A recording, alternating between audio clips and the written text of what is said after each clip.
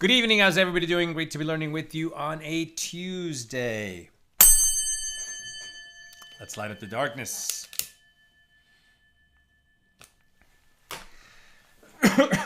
Who's in the house? Belle in Texas. Bella in Florida. Joe in the Inland Empire. Lucy in Minnesota. Yehud in South Carolina. Renee in Indiana. Melissa in Great Neck. Moshe in Brooklyn, Chaim in Florida, Elise in Virginia, Ilanit in Silver Spring, Marie in Freeport, Alan in New York City, and Lester in Florida. Welcome, everybody. I myself am a little under the weather. I'm going to soldier on. Let's see if we can do it. Okay. And just a word about this week. My plan is as scheduled. Tomorrow's New Year's Eve. That's actually our anniversary. Nina and I met on New Year's Eve a number of years ago. So always a nice date on our calendar. But, plan to do the class as scheduled, 6 p.m. Pacific. And then New Year's Day, as scheduled, 6 p.m. Pacific. So hopefully that works for you, my holy brothers and sisters. Okay, our daf tonight is page 109, continuing our journey through Tractate Zevachim, the 29th volume of the Talmud. Tonight opening right at the top of 109a, Mishna number 3, here in chapter 13.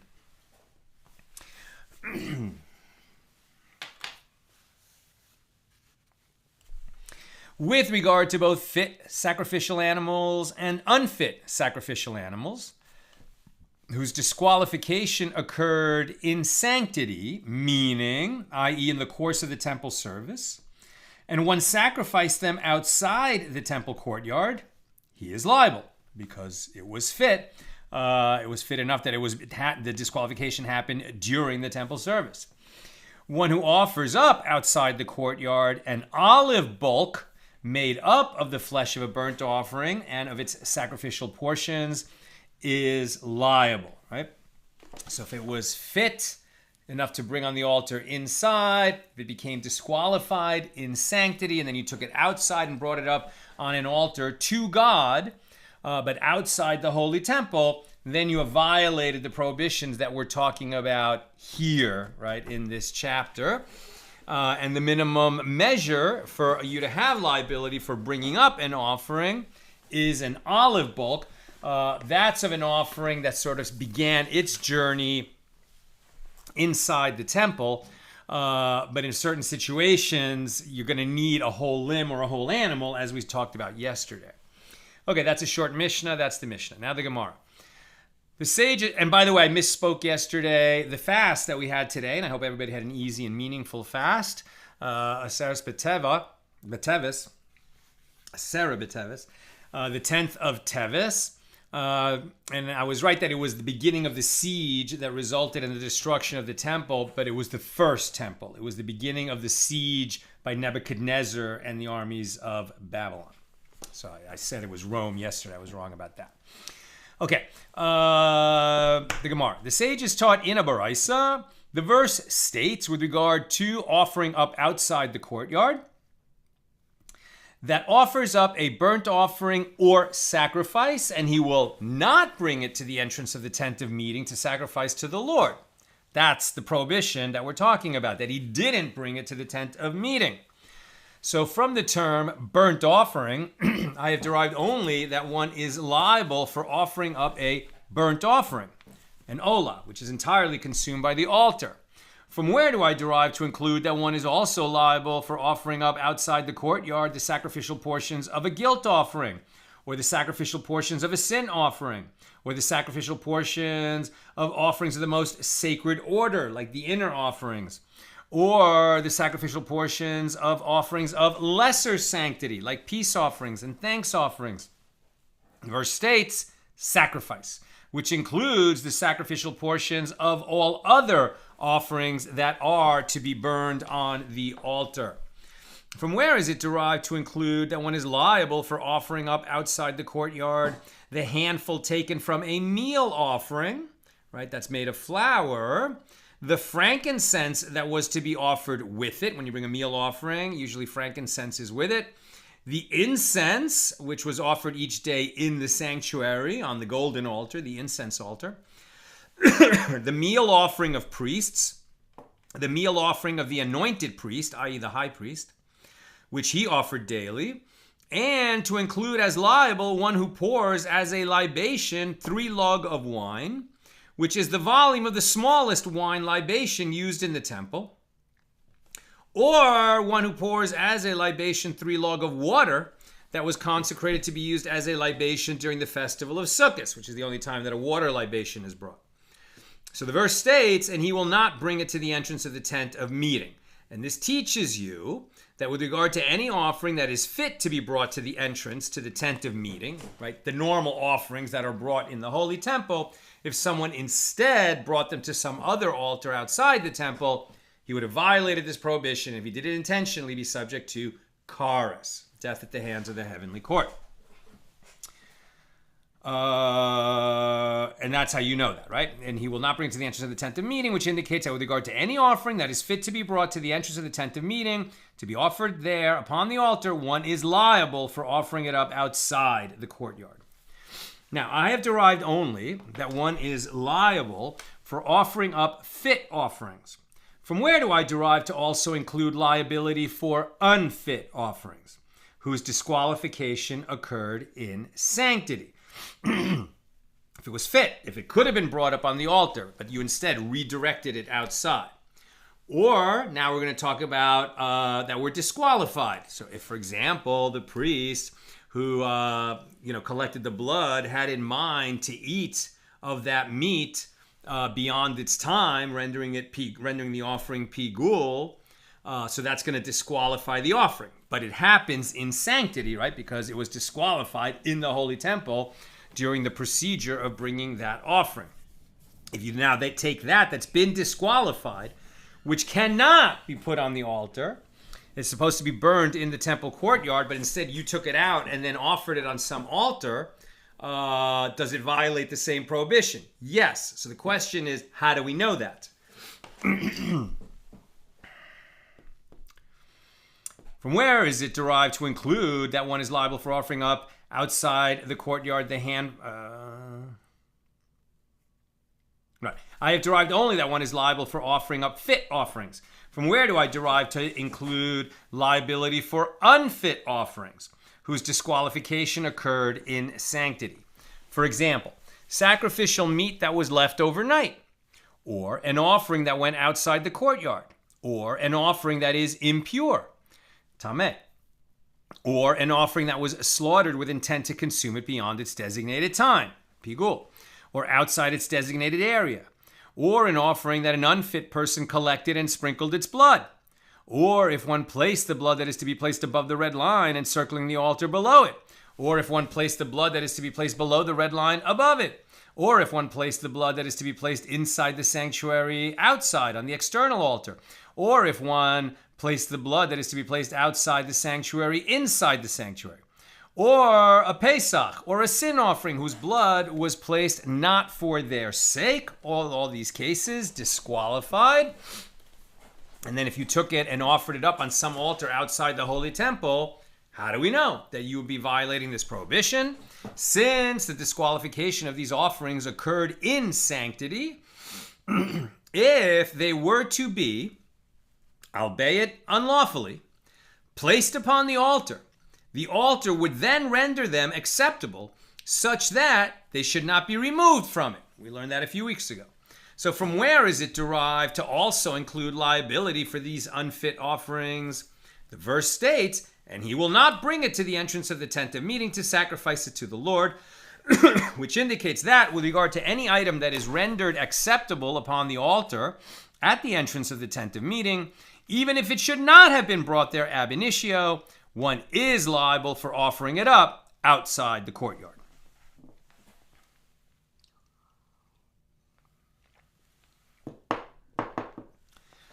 The Mishnah teaches, one who offers up outside the courtyard an olive bulk made of the flesh of a burnt offering and of its sacrificial portions is liable. That's the minimum measure. So the Gemara infers from this that the Mishnah states that for an olive bulk combined of the flesh of a burnt offering and of its sacrificial portions, yes, one is liable. By inference, for an olive bulk combined of the meat of a peace offering and of its sacrificial portions, one is not liable because its meat is eaten, not burned on the altar.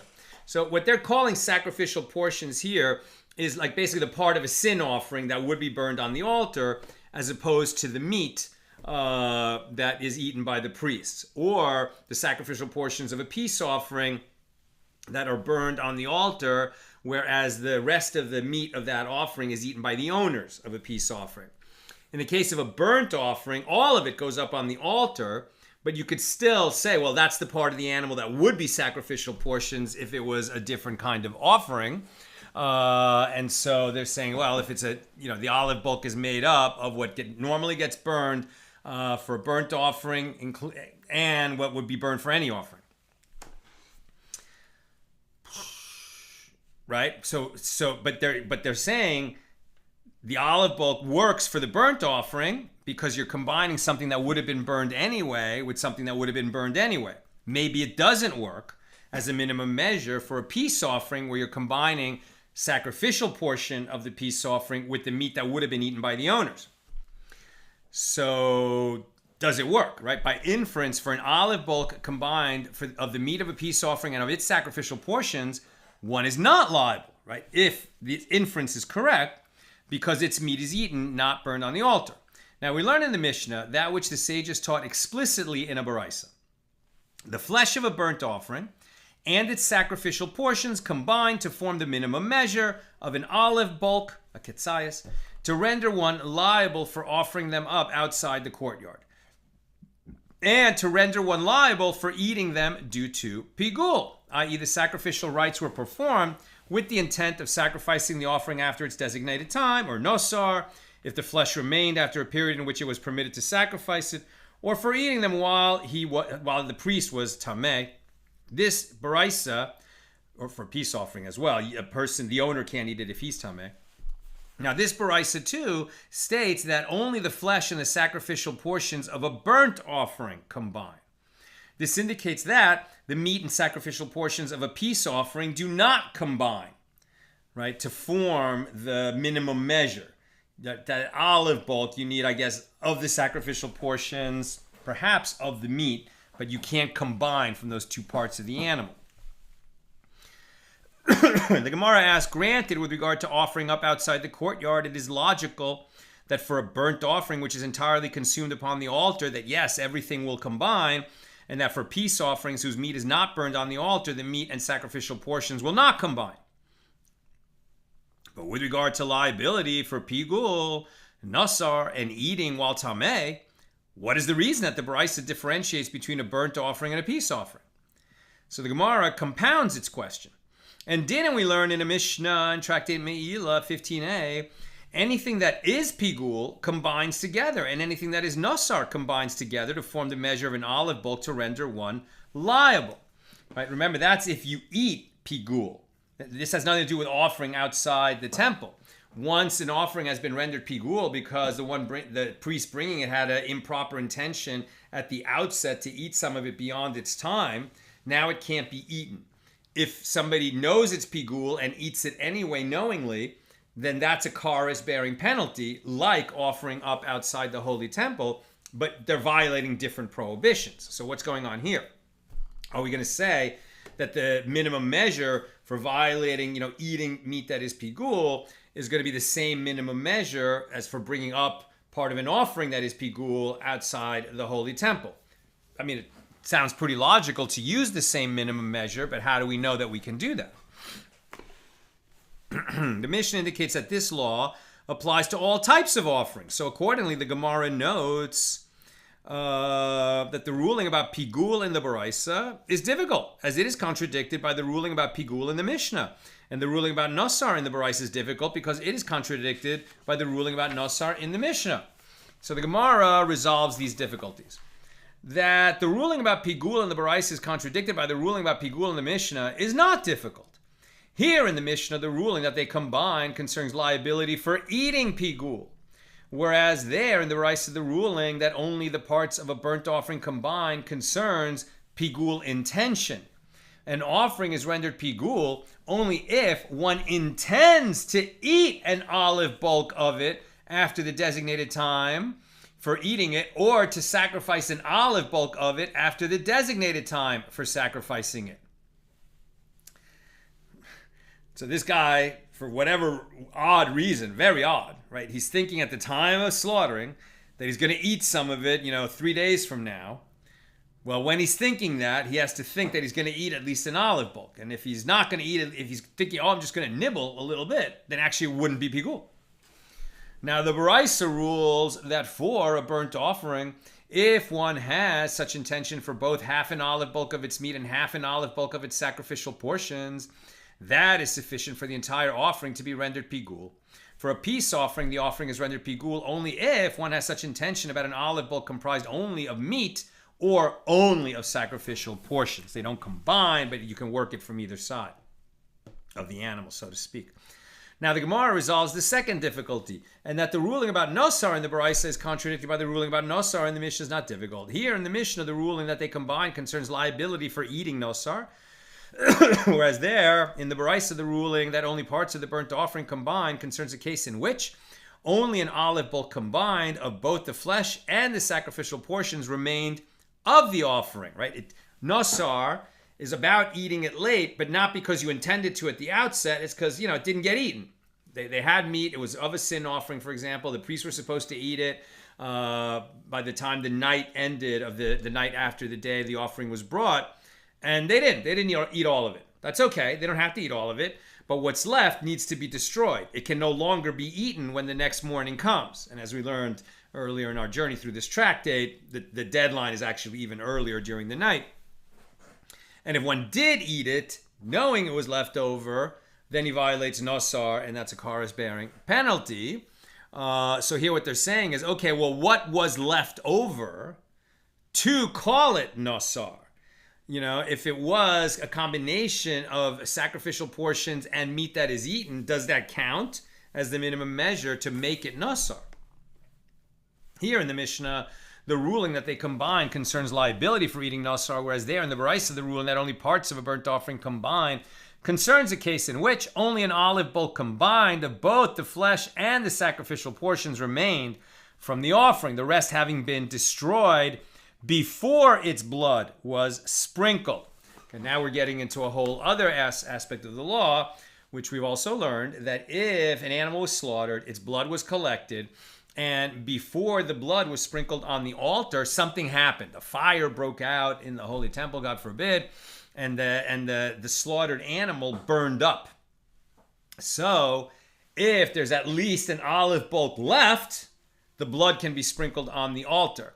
But if it was completely destroyed, then the blood cannot be sprinkled on the altar. So here, the rest of it was destroyed before its blood was sprinkled. Blood may not be sprinkled unless an olive bulk of the offering remains. And if the blood is not sprinkled, the offering will never be rendered nosar. So the Brisa rules that in the case of a burnt offering, the different parts of it combine to form an olive bulk to permit the sprinkling of the blood. This does not apply to a peace offering, for which an olive bulk of only meat or of only sacrificial portions must remain in order to permit sprinkling of the blood. Now the Gemara asks, and whose opinion is expressed by the Brisa?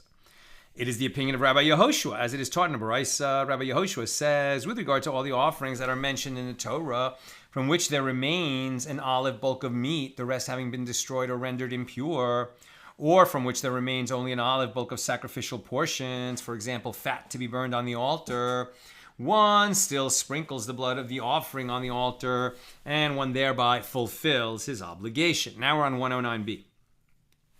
But if all that remains is half an olive bulk of meat and half an olive bulk of fat, one may not sprinkle the blood, as since the meat and the sacrificial portions are used differently, the former being eaten and the latter being burned on the altar, they cannot combine to form the minimum requirement of an olive bulk. This applies only to offerings whose meat is eaten.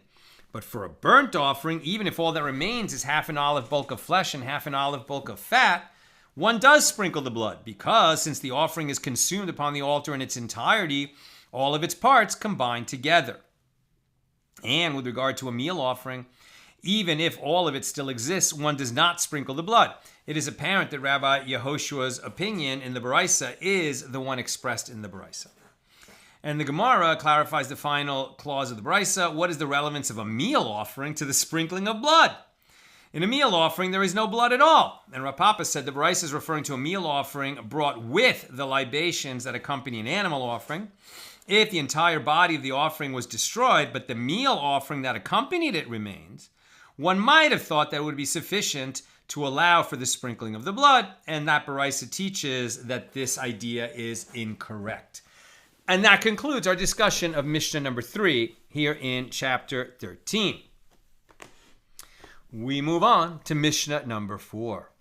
With regard to the handful of a meal offering, the frankincense, the incense, the meal offering of priests, the meal offering of the anointed priest, and the meal offering brought with the libations that accompany animal offerings, in a case where one sacrificed even an olive bulk from any of these, which should be sacrificed on the altar inside the temple, but he took it outside the temple, if he did an olive bulk of any of these vegan offerings, shall we say, he is liable, as the burning of an olive bulk is considered a proper burning. Rabbi Eliezer deems him exempt unless he sacrifices the whole of any of these items, all of it, right? A whole thing, not just an olive bulk.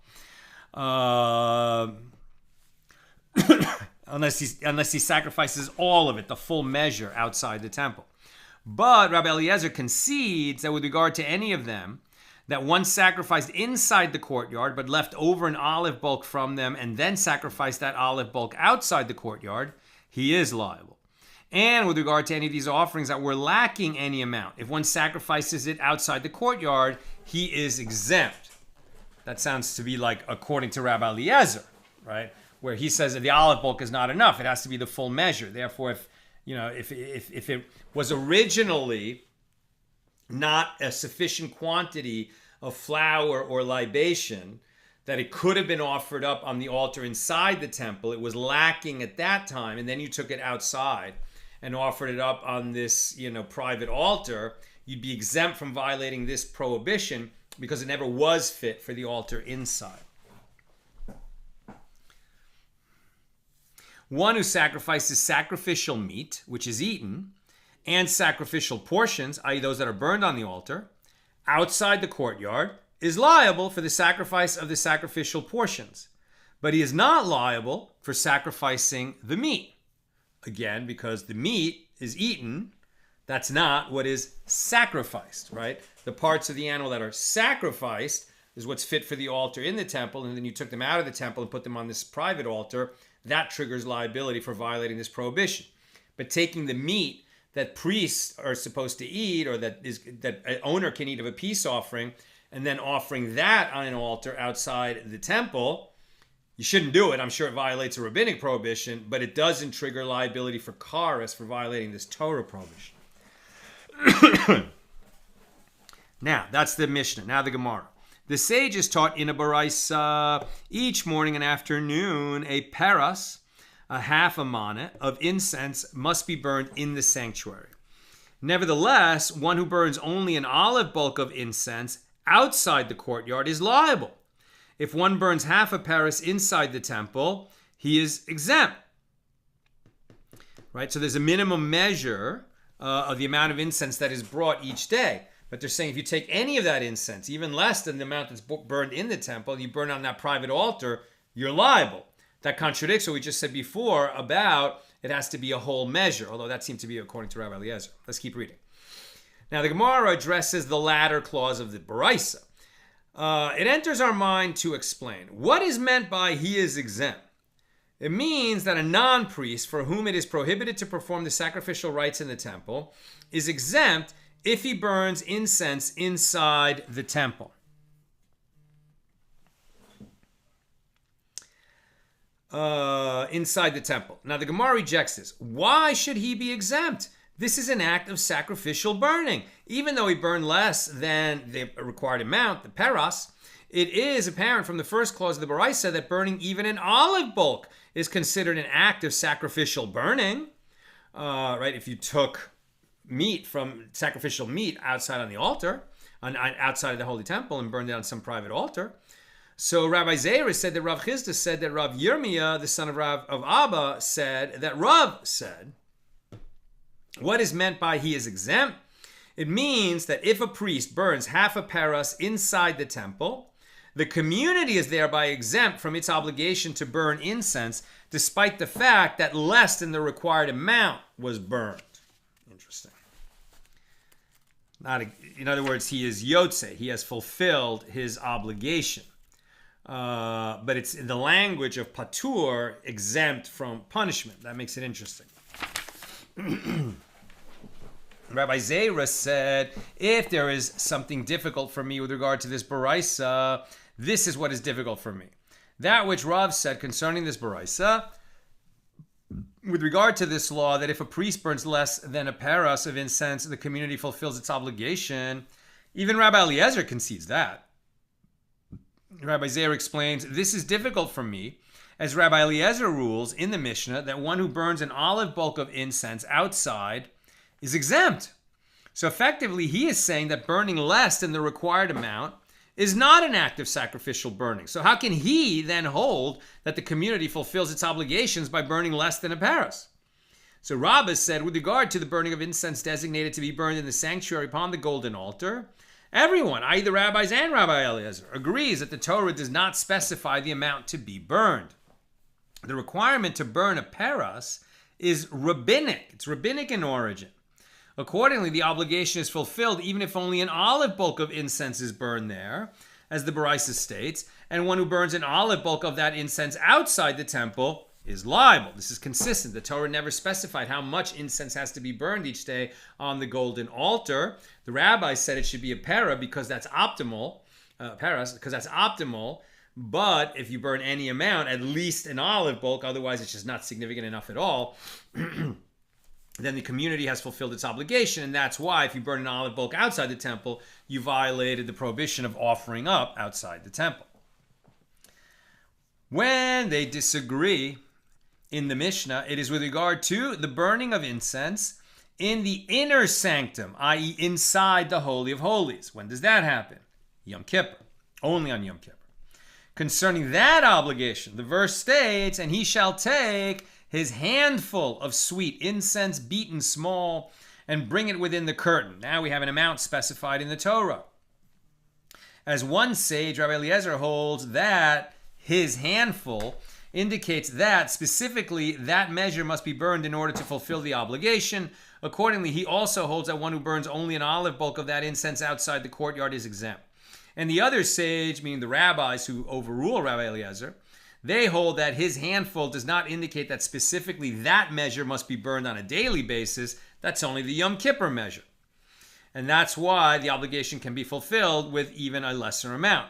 So accordingly, they also hold that one who burns even an olive bulk of that incense outside the courtyard is liable. So the rabbis are consistent, producing a leniency inside the temple and a stringency outside the temple. And Rabbi Eliezer is consistent, producing a stringency inside the temple and a leniency outside. Abaye said to Rabbah, but when the term statute is written with regard to the Yom Kippur temple service, it is also written with regard to the burning of incense in the inner sanctum, in the Holy of Holies. So the term statute stated with regard to a rite indicates that it is valid only if performed precisely in accordance with the details mentioned in the Torah concerning it. Accordingly, the term his handful must be specific. So rather, Abaye said, with regard to the burning of incense in the Holy of Holies on Yom Kippur, everyone agrees that the obligation is only fulfilled if a handful of incense is burned. Also, everyone agrees with regard to burning incense in the sanctuary, not on Yom Kippur, that the obligation is fulfilled even with an olive bulk, as the Brisa states, and one who burns an olive bulk of incense outside the temple is liable. Where they disagree in the Mishna, it is with regard to the burning of the incense in the Holy of Holies. It is with regard to if one took the incense that was designated to be burned inside the Holy of Holies on Yom Kippur and took that outside the temple and burned it on some private altar. I would like to believe that never happened in the 1,200 years that we had a tabernacle and the two holy temples. But if it did happen, we need to know the law. Right? So where they disagree, it is with regard to burning of the incense from the Holy of Holies outside the temple courtyard.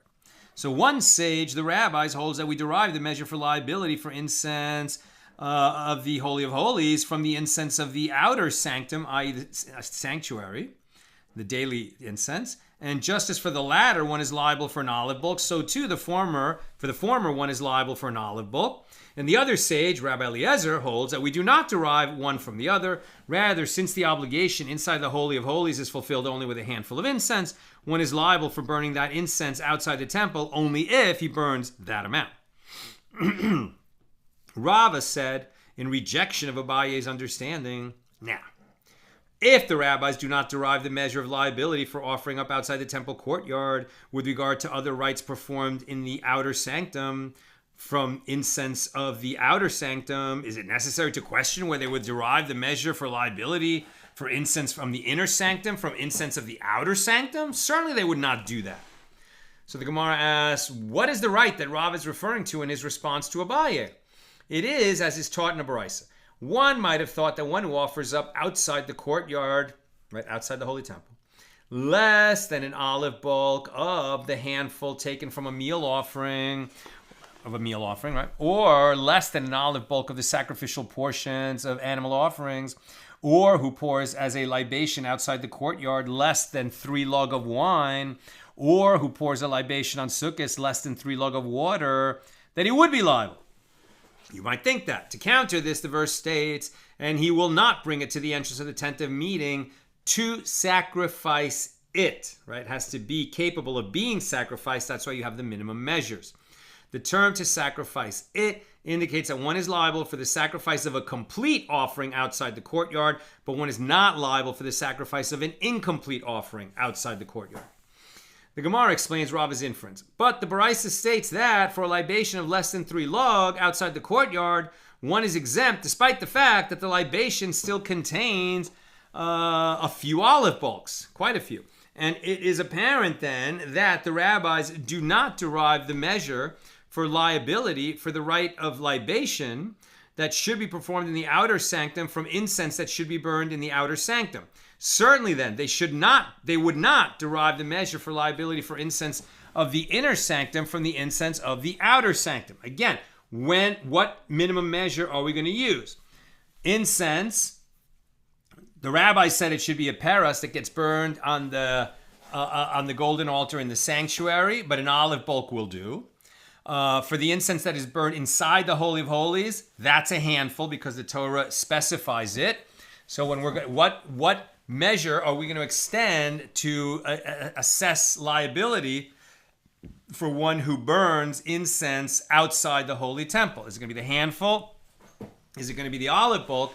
And so the question is, well, from where are we going to extend? From the law of the inner incense altar, from the incense altar, or from the law of the Holy of Holies, right, of Yom Kippur? And likewise, now that we say, and if we're saying it's based on the fact that a complete measure, and that's why we're talking about libations, does that actually work with incense? So rather, Rava said to resolve Rabbi Zera's difficulty, Rabbi Eliezer and the rabbis agree with regard to the incense of the sanctuary that the Torah does not specify an amount to be burned, and the community fulfills its obligation even if only an olive bulk is burned, as it is taught in the Baraisa. When they disagree is in the Mishna. It is a case where, for example, one designated 2 half peras portions of incense in accordance with the rabbinic requirement to burn 1 peras by placing them in a vessel. So one sage, Rabbi Eliezer, holds that the designation of a measure of incense larger than an olive bulk by placing it in a vessel is a significant matter that renders one obligated to burn all the incense that was placed there. Therefore, one who then burned only an olive bulk of that incense outside the courtyard is exempt, because he didn't take everything that was in the service vessel. And the other sage, meaning the rabbis, the majority, holds that it is nothing and does not render one obligated to burn all the incense that was placed in the vessel. Therefore, one who then burned an olive bulk of that incense outside the courtyard is liable. The olive bulk is enough to trigger liability. We're on page 110a. I'm almost done. Just getting a little head start on tomorrow's page. Yeah, very close to done.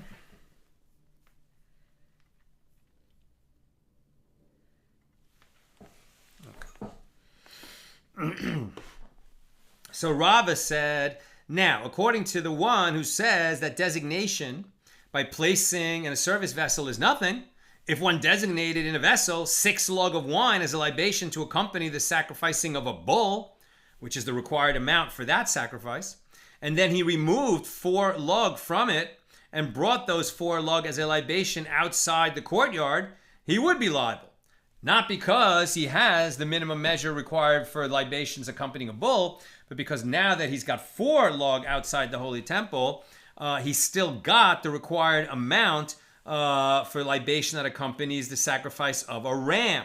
And similarly, if one designated by placing in a vessel 4 lug of wine for libation to accompany the sacrificing of a ram, and he then removed 3 lug of wine from it and brought those 3 lug as a libation outside the courtyard, he would be liable, as a 3 lug of wine is a fit libation for the sacrificing of a lamb. But that's the smallest amount. But if those 3 lug were lacking any amount, I think at the time that but if those 3 lug were lacking any amount, and one brought them as a libation outside the courtyard, he would be exempt, because less than 3 lug of wine is never a fit libation. Right? We don't use the olive bulk here anymore. We need a complete libation. It can be the smallest volume that is a complete libation. And Rava inferred from the Baraisa that the rabbis do not derive the measure for liability for a rite performed in the outer sanctum, i.e. the pouring of a libation on the altar in the holy temple, from one performed in the outer sanctum, i.e. the sanctum. So that means inside the sanctuary, but not in the Holy of Holies. Right? So they're not going to derive the measure for liability for a rite that is performed in the sanctuary, i.e. the pouring of a libation, from one performed in the sanctuary, i.e. the burning of incense. And from that he concluded that the rabbis would certainly not derive the measure for liability for a rite performed in the inner sanctum, in the Holy of Holies, from a rite that was performed merely in the sanctuary. This refuted Abaye's claim that the rabbis derived the measure for liability for burning outside the incense, for burning outside the temple, the incense of the Holy of Holies, from the measure for liability for burning outside the incense of that you would normally burn in the sanctuary. So Rav Ashi said in defense of Abaye's opinion, indeed, as is indicated by the Baraisa, the rabbis do not derive the measure for liability for pouring a libation outside the courtyard from the measure for liability for burning incense, which are 2 different rites that are performed in the sanctuary, not in the Holy of Holies.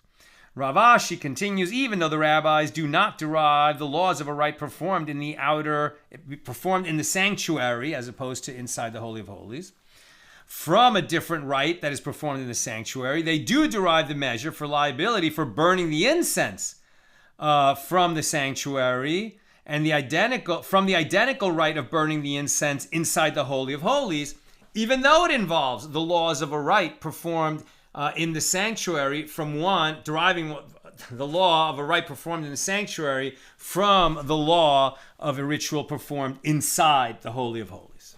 Whew. That was not easy, especially when I'm a little bit weakened by both being under the weather and the fast. But we got through it. Okay, one comment from Sharon. An interesting point about the fast we observe today, the 10th of Tevet. It was designated in 1950 by the chief rabbi of Israel to be the day when Kaddish is said and a candle is lit for all who have no date or place of death directed at families of Holocaust victims. I didn't know that. Thank you, Sharon. That is fascinating. I didn't know that. And so I think I shared the story that I only found out this year. My grandfather's yahrzeit, who died in the Holocaust, and I didn't know it before. And I, used to think I would light the Yizkor candle, just think of observing his day during Yizkor and Pesach. But this would be kind of its own day. That's not a Yizkor. That's a beautiful tradition. Thank you for sharing that. And I also heard just one last thought from my Rav, Rabbi Yekusiel Kalmanson, today about this fast. Very interesting. The way the calendar is set up, this fast, the 10th of Teves, can never land on Shabbos. But if it did land on Shabbos, right, which could happen in the ancient world when the Sanhedrin decided when a month would begin, if it landed on Shabbos, then unlike other minor fasts, which would be pushed off, because we don't fast on Shabbos, the only exception is Yom Kippur, right? That's the only time we fast on Shabbos. Shabbos is if Yom Kippur lands on Shabbos. But if the 10th of Teves landed on Shabbos, we would fast. Why? And it's fascinating, right? What happened on this day? Well, this was the day when Nebuchadnezzar began the siege of the first temple, right? That is the day that Hashem decreed that temple would be destroyed. And that because of our sins, we were no longer worthy to have a place where the Shekhinah, the presence of God, would be manifest and reside. A presence of God, a manifestation, a visible, experienceable manifestation of God would reside in our midst in the Holy Temple, on the Temple Mount in Jerusalem. So it was after that, it was all falling action.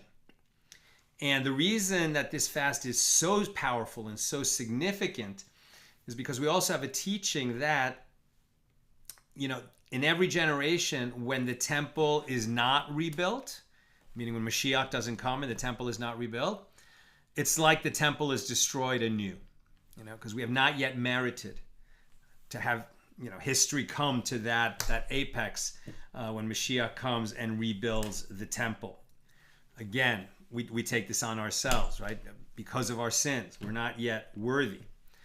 And it's something, that we really have to all take in on a day like this, a day of fasting and reflection, and ask each of ourselves personally, what can I do to elevate the spiritual level of the people so that we can come closer to God willing, meriting that God will choose to reside among us in a revealed way, and that the Holy Temple will rebuilt.